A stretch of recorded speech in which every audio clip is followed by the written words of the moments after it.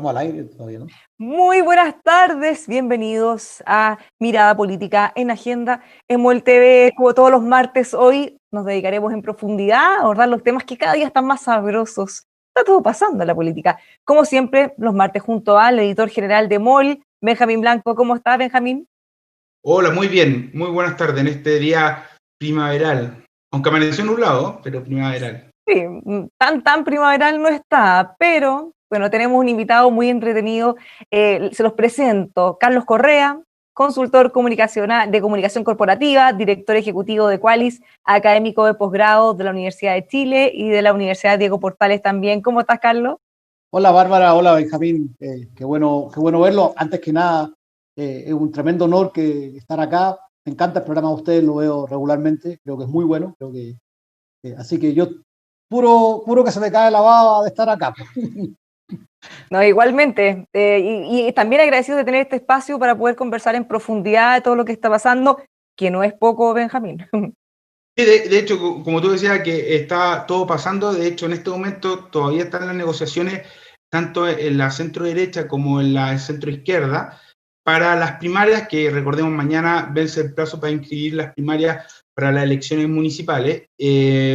Al parecer, todo se suponía que era la izquierda, la centro izquierda, la que estaba más complicado, más tensa o peleándose, pero ahora arremetió Evópoli y RN, Evópoli y la UDI contra RN por el tema Vitacura, y también se tensionaron esa negociación.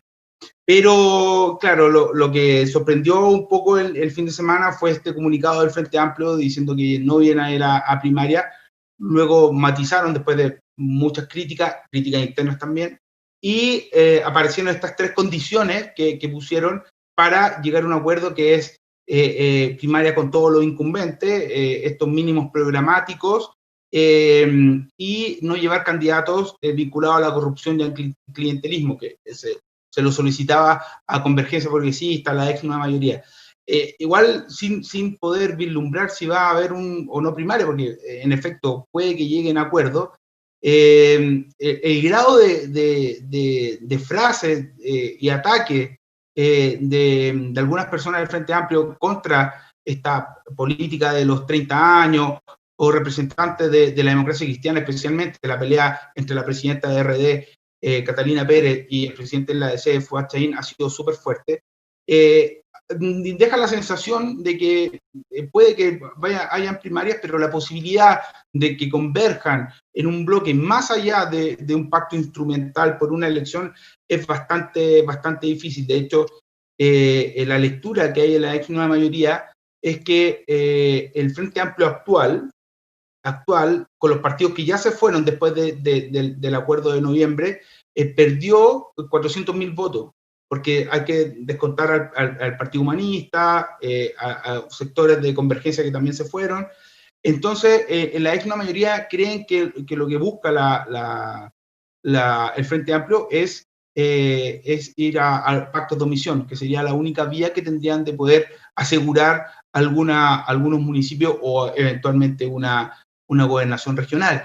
Pero está todo en desarrollo, ¿sí? Entonces hay que ver qué va a pasar entre el día y mañana. Yo creo que todavía se puede caer un eventual acuerdo, o llegar y acordar unas primarias.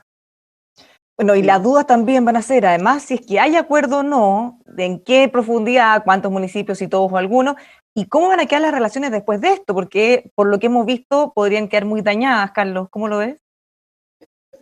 A ver, primera cosa, siempre en los momentos previos a las inscripciones, a los cierres de plazo, siempre hay tensiones de este tipo. O sea, también acuérdense, cuando se han inscrito los pactos también electorales en las elecciones anteriores, siempre ha habido unas semanas de tensión. O sea, en Chile el sistema electoral, nosotros tenemos un sistema proporcional, pero también tenemos una cosa bastante curiosa, que es que permitimos la existencia de pactos. O sea, a diferencia de, por ejemplo, Estados Unidos, está el Partido Demócrata y todos los del Partido Demócrata participan en una primaria, sino que acá se permite la existencia de pactos de distintos partidos.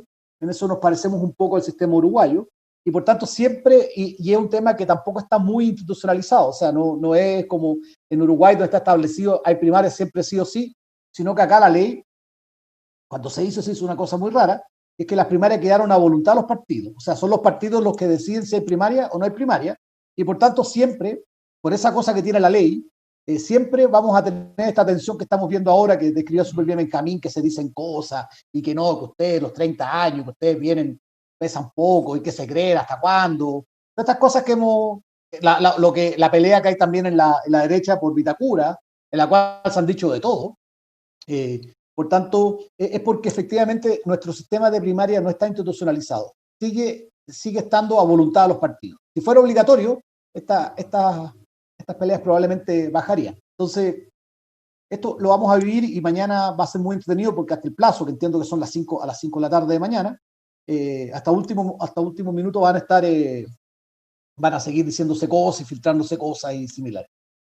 Ahora, hay un cambio en la forma como deben inscribirla, entonces ya no se puede llegar hasta el último segundo y entregar los papeles después, entonces eso también les acorta un poco el plazo. Claro, ya no pueden mandarse lo que pasaba antes, que antes inscribían, después entregar los papeles, después pedían los carnets, entonces ahora se acortó el plazo, porque claro, siempre antes incluso se podía, los operadores cambiaron una ficha al final, ahora no, también se eliminó, o sea, corre así el reloj, así como pácata, y se acabó el plazo. Ahora, en el caso por lo que yo he reporteado, en el caso de la oposición, la verdad que el acuerdo no está tan fácil como parece, por varias razones. Primero, por una cosa que decía Benjamín, que es que el Frente Amplio el Frente Amplio aspira, esta es una oportunidad, sienten que esto es una oportunidad única. El tema de la ley del fin a las reelecciones abrió una cantidad de comunas tremendas en la cual los alcaldes incumbentes, que son verdaderos caciques, son como que sacan los votos que quieren, que tienen buenas redes vecinales, quedaron fuera de las elecciones y por tanto es un escenario de puros nombres nuevos versus nombres nuevos. Un concejal por acá, un dirigente por allá, pero finalmente son elecciones muy abiertas, en comunas que son muy emblemáticas. En comunas donde, por ejemplo, la oposición puede ganar. Te pongo un ejemplo, la comuna El Bosque, donde ha sido alcalde durante muchos años Sadi Melo, que además ha sido un alcalde eficiente y que tiene una red de apoyo entre los vecinos más o menos grande, pero él no va a competir, no puede competir porque la ley se lo impidió y por tanto surge la posibilidad esto es una oportunidad histórica del Frente Amplio de meterse en este momentito del sistema y empezar a agarrarse un par de comunas que puedan ser interesantes y que les permitan tener algo que no tienen, que es espacio, que es desarrollo territorial. El Frente Amplio sigue siendo un partido del Parlamento, un partido de la Asamblea, pero tiene poca territorialidad salvo Valparaíso. En el caso de Arica, un fenómeno local, e Independencia está recién incorporado, o sea, las 3 alcaldías que tienen. Entonces el tema territorial, sobre todo en comunas tradicionales de la izquierda, para ellos es muy importante. Y por tanto, por eso están presionando tanto. Aquí se están jugando también su futuro.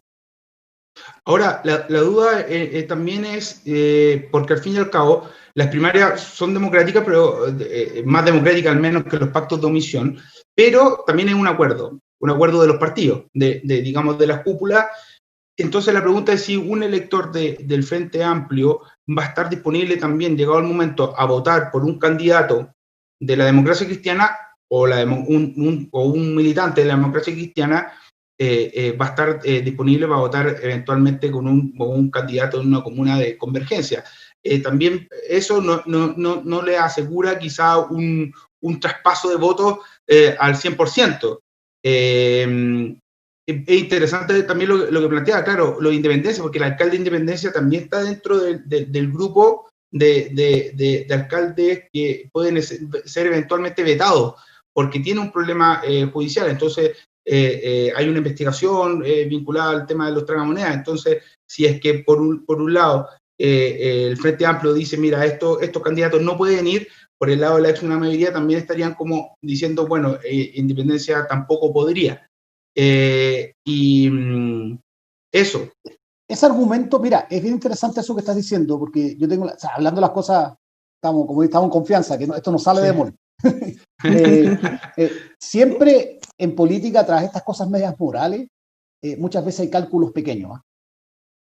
Porque fíjate que el Frente Amplio es muy duro y está cuestionando comunas que son populares donde la izquierda siempre gana. Me refiero, por ejemplo, bueno, Independencia, claro. Pero por ejemplo San Ramón, la izquierda siempre le ha ido muy bien en San Ramón. O sea, tanto en todas las elecciones en San Ramón gana la izquierda. Y Aguilera, un señor que tiene, ¿para qué vamos a hablar de él? o por ejemplo también Los Espejos, donde también quieren sacar por secretaría que el alcalde no compita o que nadie del entorno del alcalde compita, pero el tema moral para el Frente Amplio tiene un problema porque la comuna más emblemática donde ha habido casos de desfalco es Providencia, donde son ellos mismos. Si el señor que está procesado era un militante de RD y la alcaldesa salió con apoyo de ellos y se considera cercana a ellos. Por tanto, la discusión moral se cae rápidamente y lo que uno piensa, pensando fríamente, es que lo que hay detrás de esto más bien son el cálculo de que esta es una oportunidad única, que era lo que decía antes Benjamín, esta es una oportunidad única para el Frente Amplio para posicionarse en comunas populares, porque no va a haber otra, porque como justo ahora fue el fin de la inestabilidad y por tanto terminan los caciques, los alcaldes que tienen muy buenas redes, si no ganan ahora no van a ganar nunca, porque en 4 años más el que gane ahora ya va a poder tener las redes y le va a ser más fácil la reelección.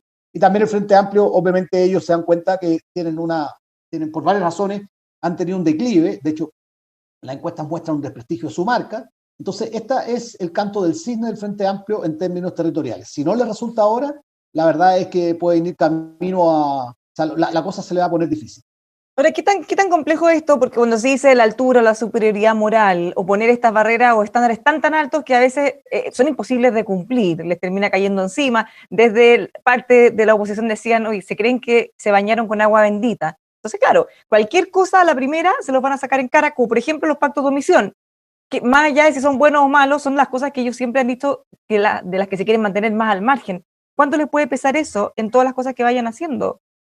Es que eso que estás diciendo, Bárbara, evidencia que lo que está en conversación acá no son los principios, sino es el cálculo electoral simple. Algo de eso yo le leía a Carlos Ruiz, que yo sigo pensando que de ese mundo es lejos el más inteligente y además que con una honestidad intelectual brutal, que no tiene que haber caído muy bien adentro, dijo que el Frente Amplio va a terminar convirtiéndose en una versión tragicómica de la concertación. O sea, ni siquiera en la concertación, sino en una versión tragicómica, así como una especie de pantomima de lo que... Porque en efecto, por lo que dices tú, Bárbara, no hay que hurgar mucho para darse cuenta que se pueden pillar la cola fácilmente y se lo pillan. Entonces lo que hay acá es un cálculo político revestido de unas cosas morales sí que suenan súper bien. De hecho, si tú lees el comunicado con cuidado, bueno, también tienen problemas de, como le dijo el diputado Garín por redes sociales, creo que sería bueno meterse en algún curso de redacción, pero si uno lo analiza un poco, lo que ellos están diciendo es queremos primaria donde nos conviene y donde no nos conviene queremos pacto por omisión. Eso es lo que dice el comunicado, por lo menos lo que yo leí cuando lo logré entender. Y después yo vi unos comentarios del periodista Daniel Matamal en CNN, y que también creo que vi unas cosas que ustedes hicieron, y entendieron lo mismo que entiendo yo. Por tanto, acá no es un factor moral, lo que hay acá es un factor de cálculo que hace el Frente Amplio, en el cual dicen, si en esta oportunidad nosotros no pegamos el zarpazo, los logramos asustar a estos compadres y que nos den unas 10 comunas, 10, 15 comunas más o menos donde estemos cómodos, y sobre todo en lugares donde la izquierda tiene buena votación, no vamos a tener la capacidad de hacer despliegue territorial. Ese es lo que se ve ahí detrás, no tanto un revestimiento moral, porque, como dice Bárbara, se cae rápidamente. No hay que colgar mucho para encontrarles también pifia a los muchachines. Mira, pasó el 2008, pasó el 2012 y pasó el 2016. La municipal, de alguna manera, antecedió el escenario positivo para el bloque que salió electo, digamos, del color presidencial en la elección del año siguiente. En este contexto, en esta elección, que además coincide en el mismo año con la presidencial, la parlamentaria, la elección de gobernador regional, la elección eventual de los constituyentes, ¿influirá lo que pase en una municipal con lo que ocurra en el resto de las elecciones? Es bien interesante eso. Yo me he preguntado lo mismo. Efectivamente, el 2008, el 2012 y el 2016, las municipales fueron predictores de la presidencial. O sea, la foto de esa noche marcó la presidencial. Yo creo que el inicio de la derrota de la derecha, el gobierno 1 de Piñera, partió en ese balcón vacío. ¿Se acuerdan de esa polémica, no? Sí, que estaban los empujones por el balcón con el pobre Pablo Salaqué.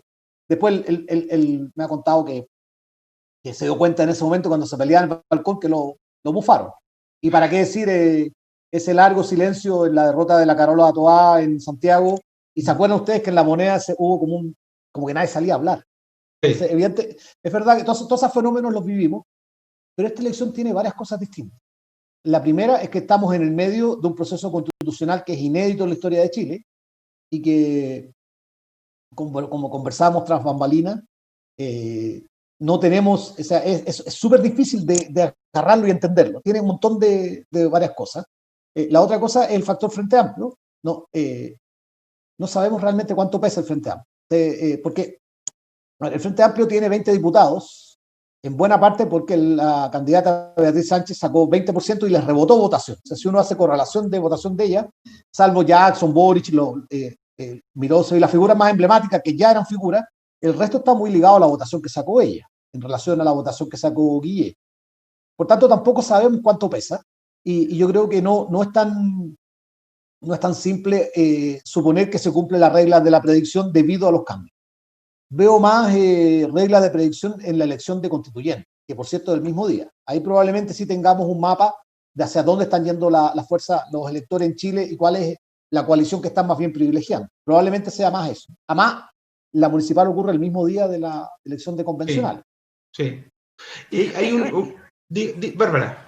Sí, es que quería agregar algo que tú mencionaste al principio, Benjamín, respecto a cómo se ha ido fragmentando el Frente Amplio. Entonces, claro, cuando nosotros hablábamos de Frente Amplio, hablábamos de un sector con ciertos votos, con cierto espacio, pero que en las próximas elecciones quizás se va a ver ya más evidente que va a ser mucho más chico. ¿Cómo eso también puede influir en la postura del Frente Amplio, en cómo le vaya a la primaria, en cómo le vaya también en su elección presidencial eventualmente? Por cierto, el Frente Amplio también tenía en la elección parlamentaria pasada, tenía 3 elementos a favor, que hacía también que le fue muy bien y que en el tiempo han ido perdiendo esos 3 elementos. El primero era la frescura. O sea, Jackson y Boric eran por lejos los políticos más prestigiados de Chile. Hoy día han bajado mucho, sobre todo Jackson.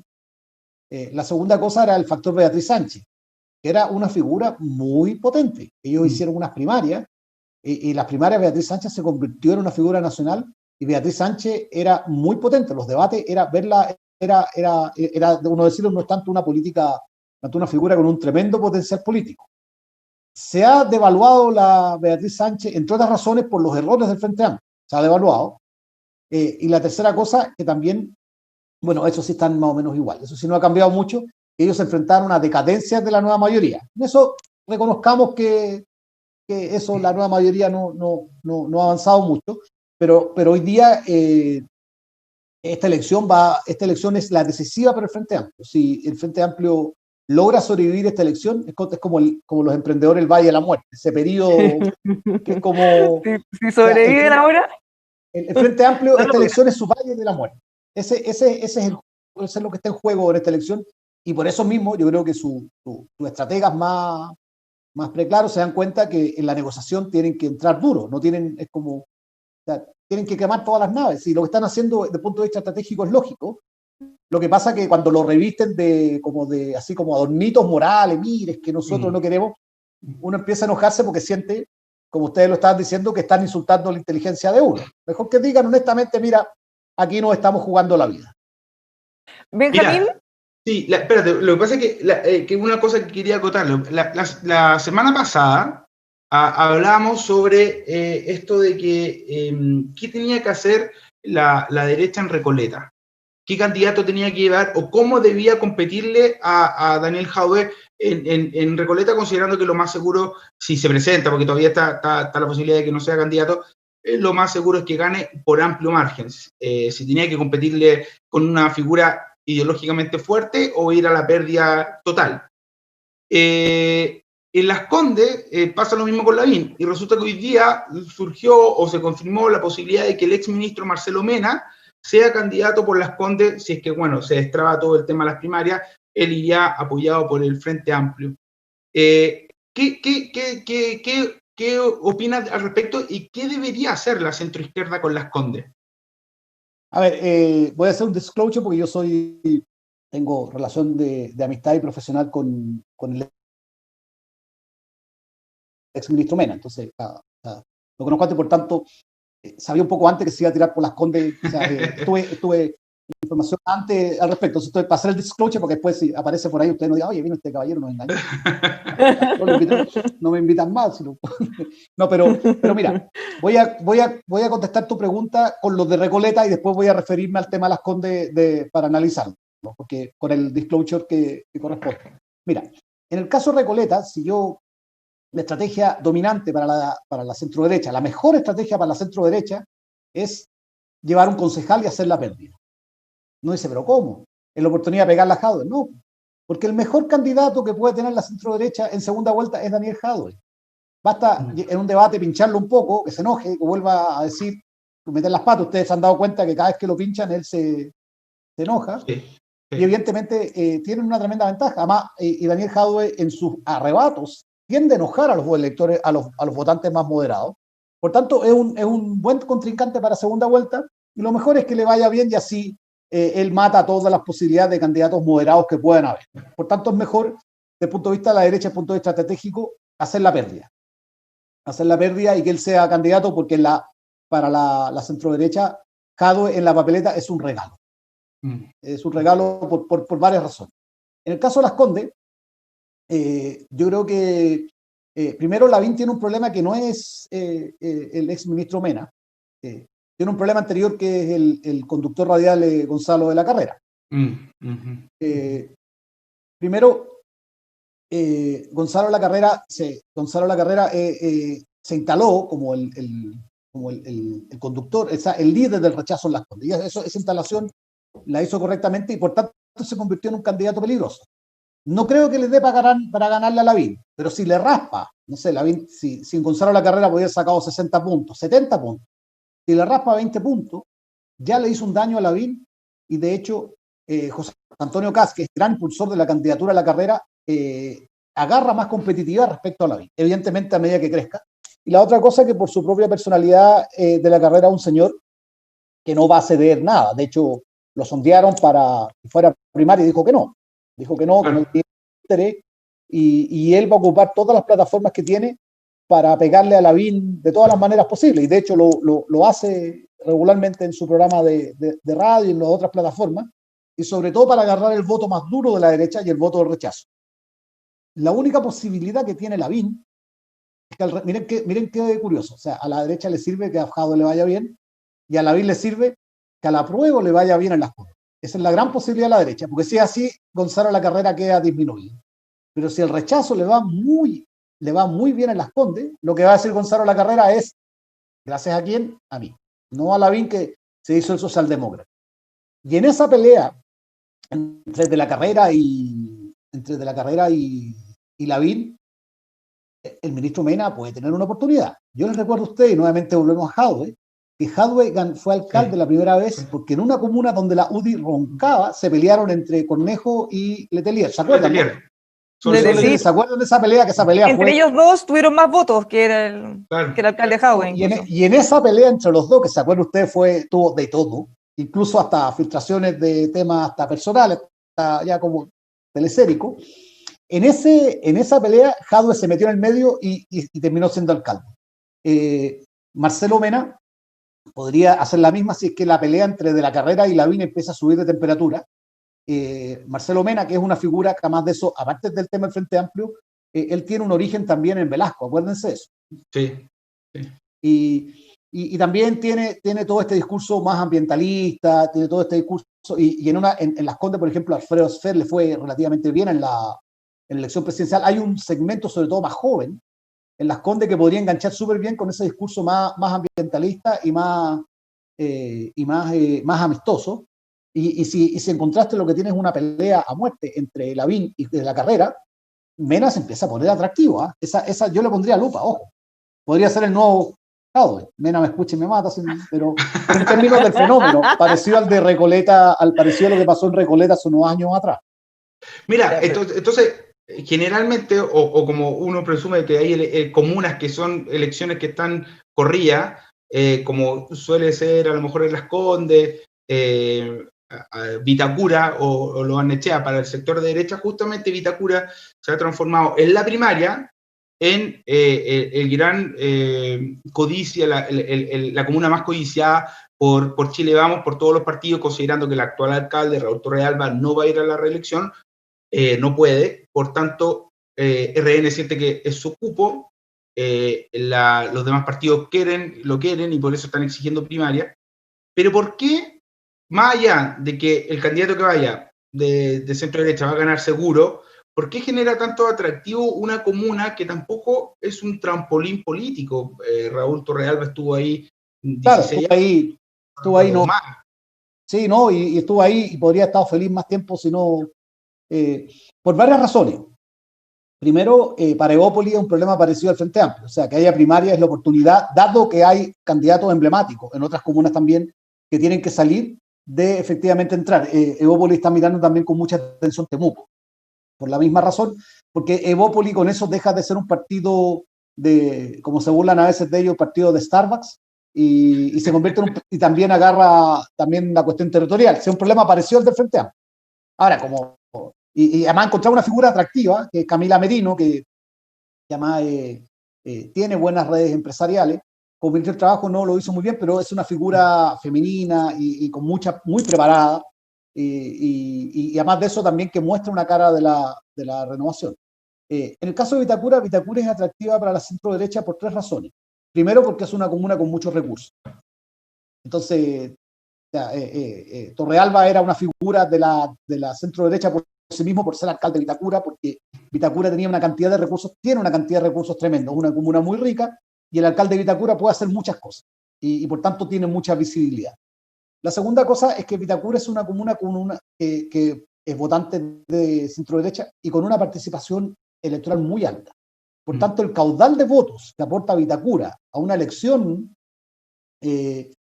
nacional es muy atractivo. Mira, en la segunda vuelta pasada, Piñera le ganó a Guillé en Vitacura por paliza. Creo que era 60, 30 y tanto más o menos. En La Pintana, Guillé le ganó a Piñera, 50 y tanto, 40 y tanto, más o menos. Pero la diferencia es que en Vitacura votó el 77% del padrón y en La Pintana votó un poco más del 30% del padrón. O sea, Vitacura, con su alta participación ciudadana, es un caudal de votos para la centro derecha que se lo quisiera cualquier candidato. Por ejemplo, para las senatoriales. Y por tanto, la plaza de Vitacura, aunque tú tienes razón, Benjamín, que de ahí no, es como un bastión tremendo, así como en Game of Thrones, estas torres, ¿cómo se llama? Donde estaba estas torres así que están como en el camino y que por ahí había que pasar y pedirle permiso al señor. El alcalde de Vitacura es una figura de la derecha por esas 3 razones: los recursos, la cantidad de votos y también que es una elección segura, ganada. Pero aquí nuevamente nos empezamos a preguntar cuáles van a ser los criterios para que se pongan de acuerdo los partidos, porque tradicionalmente siempre tenían el que tiene mantiene. Eso ya está en duda y ya en distintos sectores están diciendo, bueno, para estos tiempos eso ya no puede ir más. Y por el otro lado, en casos como el de Vitacura, ¿cómo va a pasar también en Viña, por ejemplo?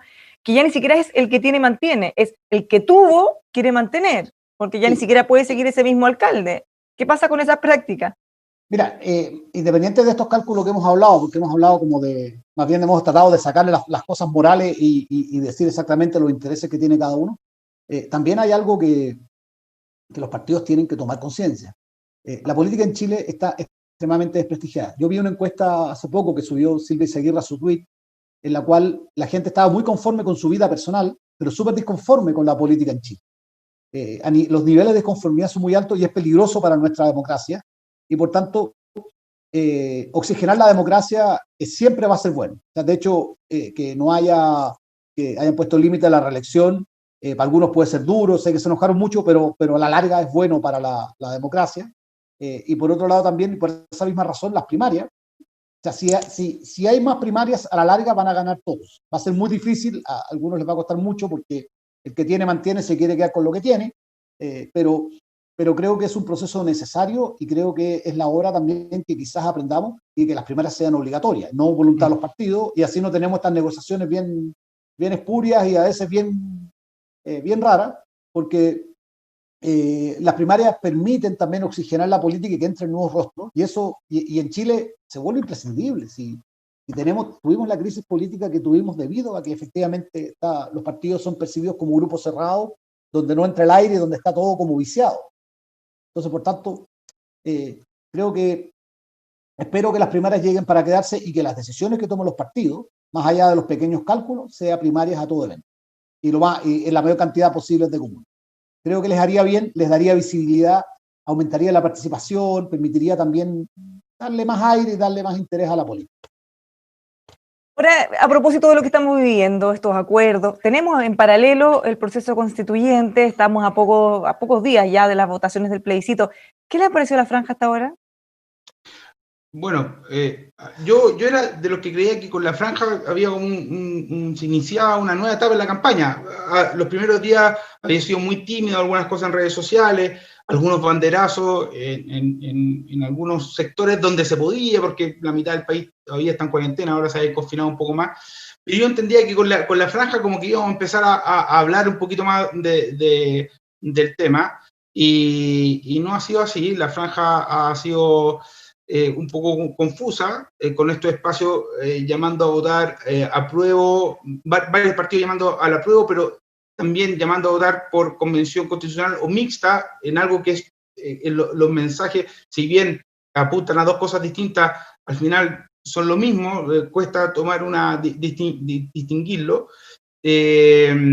Además, hay que recordar que muchos de los espacios que se habían hecho para la franja anteriormente habían estado pensadas por una franja en abril, con una lógica prepandemia. Por tanto, muchos de los espacios que se habían hecho, a lo mejor la mejor idea, se perdieron y tuvieron que improvisar durante este tiempo, y también con las limitaciones que daba la medida sanitaria. Una de las cosas que más me ha gustado es pues, esta escena, esta imagen del río Mapocho cuando se acerca hasta la gran manifestación de los días posteriores al 18 de octubre, que es de la democracia cristiana, pero incluso es muy, muy bonita, muy llamativa, espectacular, pero ya había circulado en redes sociales porque la democracia cristiana la había compartido en abril o en mayo, pero tampoco era algo tan novedoso. Y bueno, está también el tema de los evangélicos, que ha sido también particular, no por el mensaje de que Dios vota rechazo y que ha generado también, sino también por la reacción del resto de la iglesia evangélica de aclarar de que ellos están en otro proceso, porque ha sido una manifestación del interés de este mundo por la política, y es algo que en los últimos años ha perdido también la Iglesia Católica. Al fin y al cabo, la Iglesia Católica está fuera del debate, y cuando ha intentado entrar tampoco lo ha logrado, y de alguna manera la Iglesia evangélica, que obviamente está mucho más atomizada y tienen por lo mismo muchas más posturas, sí están más presentes. Ese ha sido como un poco mi análisis de lo novedoso, distinto de esta franja, además de mucha participación de políticos, que uno esperaba que tampoco lo íbamos a ver, pero sí han participado muchos políticos. Yo tiendo a coincidir con Benjamín, Bárbara. Creo que la primera cosa es que tiendo a pensar, quiero mirar el vaso medio lleno siempre. Quiero pensar que están guardando la carne tanto los partidarios del apruebo como el rechazo para la elección de la convención constituyente, ante una elección que parece decidida. Probablemente si estuviera más reñida, la franja sería más entretenida, pero creo que la sensación que me da es que ya todos tiraron la toalla. Y lo que uno ve en la franja es los partidos tratando de posicionar su marca y las organizaciones civiles posicionando su marca. Creo que hay cosas positivas. A mí me gusta mucho, tanto la franja del apruebo, las convenciones, como la franja del rechazo, la existencia de organizaciones civiles, la iglesia, las organizaciones que sean. A mí me gusta que la gente participe, por eso les decía la primaria, creo que nosotros tenemos una democracia incompleta. Por ejemplo, a mí, aunque uno puede estar en desacuerdo que hubiera evangélicos en la franja del rechazo y que hubiera evangélicos en la franja del apruebo, lo encuentro notable, que los evangélicos se involucren en las decisiones del país. Lo mismo otros grupos civiles, colegios de profesores, también multigremiales, en el caso vi gente en la franja del rechazo. A mí esa es como la buena noticia. Por ejemplo, ver a la Fabiola Campillay en la franja del apruebo en una organización civil, ojo, no en un partido político, en una organización civil, también esa es la parte que, en términos de que la idea del CNTV de incluir a porque de incluir a la sociedad civil, yo encuentro que es notable y espero que sea un punto de partida para el cual no volver. Entre otras cosas, porque la mayoría de los chilenos, entre ellos los tres que estamos acá y el 90 y tantos % de los que nos están escuchando, somos independientes. Y por tanto, efectivamente, que la sociedad civil le demos poder también genera también más, también más participación y fortalece la democracia. Perdón, había una cosa extraña, porque cuando vemos la franja, aparece en la pantalla azul que dice sociedad civil, y lo primero que aparece es una foto de presidentes de partido. Entonces, hay gente que criticaba, decía, pero ¿por qué está en esa parte? Es que hay un enredo, porque lo que pasa es que los obligaron a las organizaciones de la sociedad civil a meterlas dentro del espacio de los partidos. Eso fue una cosa rara de último minuto. Entonces, por eso aparece organizaciones de la sociedad civil y aparece después un partido y aparecen los presidentes de partido. Porque las obligaron a meterlos dentro, un enredo que hicieron ahí, a meterlas dentro de los partidos, cuando lo lógico, si vamos a fortalecer a la sociedad civil, es que hubiesen tenido dentro de la franja un espacio aparte, de tal manera que la persona que está bien entiende que es la sociedad civil. Pero efectivamente es un súper buen punto lo que dice Bárbara, y el CNTV debiera, para futuras participaciones, corregir eso. Me parece súper bien. Ahora, el resto de la franja, tiendo a pensar que están guardando la carne para después, y lo que estamos viendo es, ¿cómo se llama? Estamos viendo como la entradita solamente y como los pedazos más malos del corte. Porque por lo mismo, o sea, faltan 26 días para el plebiscito, todavía queda bastante, de alguna manera, pero pareciera que la forma, el cómo vamos a votar todavía está en desarrollo, porque todavía hay cosas que hay que aclarar, todavía se viene la campaña de información, hay muchas personas que le van a cambiar las mesas, incluso los locales de votación, entonces todavía la forma no está clara. Por otro lado, el fondo parece estar zanjado, porque ya es más o menos claro que va a ganar el apruebo, hay que ver por cuánto margen, y el trasfondo, que es lo que se está debatiendo, que es los contenidos de la eventual constitución que van a debatir, bueno, los convencionales a partir del próximo año. Tú, Carlos, ¿cómo vislumbras estos 26 días que nos quedan? ¿Se va...? Porque también, y aportando un factor, también hay como una sensación de que desde la moneda, desde el gobierno, medio que le conviene que el debate esté más bien en torno a lo que va a pasar desde abril, que lo que está pasando ahora o lo que va a pasar la noche del 25, cerrando los ojos en esta división interna que hay en Chile Vamos. Y de alguna manera en esta última semana medio que lo ha logrado, porque al fin y al cabo el debate sí ha estado marcado o por los contenidos, o por el reglamento de la Convención Constituyente, por los 2/3, etc. Mira, esta franja aburrida al gobierno le conviene mucho por la razón que tú dices, Benjamín, porque dentro del oficialismo hay un quiebre que está en los tres partidos, y que en cierto momento la discusión ha subido de tono a niveles, pero como la elección está decidida, y lo que veo yo es que tanto en el apruebo como en el rechazo están guardando los argumentos para la elección de la Convención Constitucional, al gobierno le sirve mucho, porque el gobierno puede hacer una cosa muy, muy inteligente, que es tomarse la pauta de qué tipo de constitución es mayoritaria y tiene que defender la centroderecha.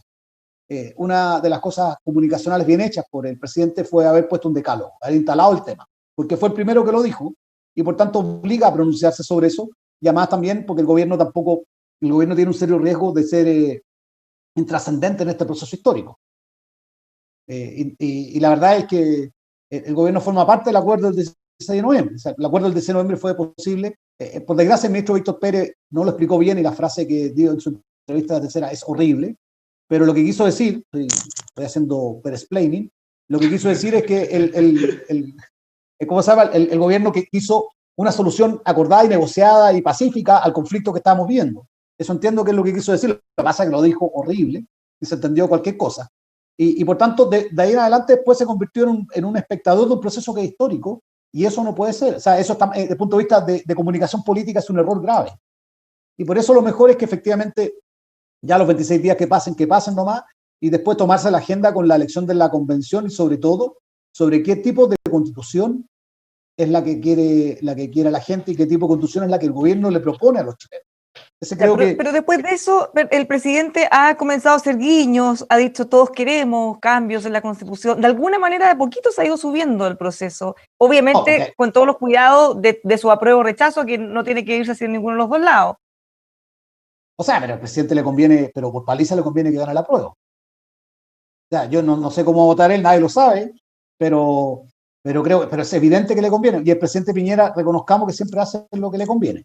Le conviene la prueba porque permite instalar también primero, imagínense que gana el rechazo. Imagínense las calles el día siguiente que gana el rechazo el viernes. La prueba también actúa como una especie de válvula de escape de toda la conflictividad social. Nosotros estamos viviendo un momento de alta conflictividad social. Y evidentemente la prueba y la constituyente permite encauzar esa conflictividad.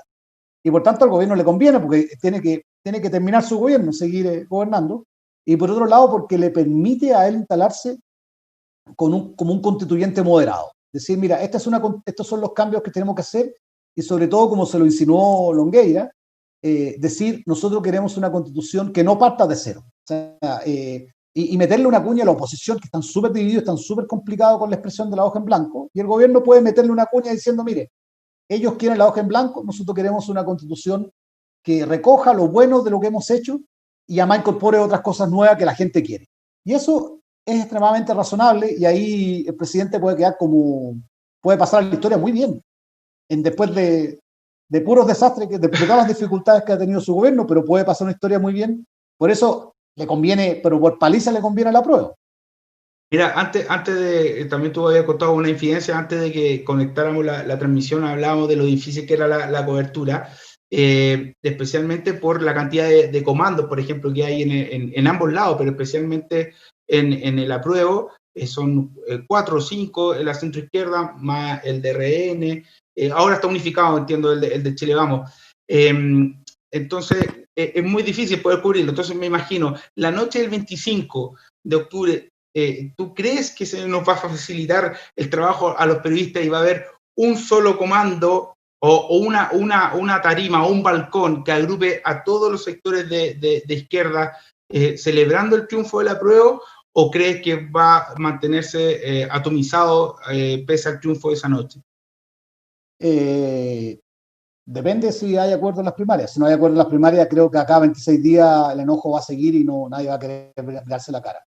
Si hay acuerdo en las primarias, quizá pueda ser posible una cosa así como la que describe, porque si hay acuerdo en las primarias, podría haber acuerdo en las listas para la convención constituyente, y por tanto todos van a querer salir a la misma foto. Pero si no hay acuerdo en las primarias, cada uno va a ir por su lado, y por tanto esa foto va a ser imposible. Por tanto, donde partimos, este acuerdo que se está negociando de primarias o no en la oposición, tiene también impacto en ese día. Yo creo que va a estar muy condicionado si llegan a acuerdo mañana ante las 5, porque también está la discusión si la oposición va en muchas listas a la constituyente, cosa que podría implicar que la centroderecha maximice su cantidad de personas, o va a una lista única con sus pactos, que es la estrategia óptima, pero pasa también porque lleguen a bonitos acuerdos y se hagan cariños y no llegue la sangre al río y finalmente haya primaria donde tenga que haber. Creo que esa es la clave para esta situación. Esta es una noticia en desarrollo que vamos a ver, por lo menos en esta etapa o esta temporada de la serie se va a acabar en pocas horas más cuando inscriban o no las primarias. Así que nos vamos a quedar es una noticia en desarrollo, o sea, si hay la tarima o no. O sea, tenemos que poner el nombre, hacer la tarima. Si hay tarima o no. Muchísimas gracias, Carlos, por habernos acompañado esta tarde. Gracias por la invitación. Benjamín, también. Muchas gracias. Un abrazo, Carlos. Muy entretenido. Estar acá, se los agradezco mucho, mucho, mucho. Se nos pasó muy rápido. Muchas gracias, Carlos. Benjamín, nosotros nos encontramos como siempre el próximo martes en Mirada Política. Nos vemos. Un abrazo. Muchas gracias a todos también quienes nos acompañaron esta tarde. Como siempre, los dejamos invitados a que siga revisando nuestros contenidos aquí en emol.com.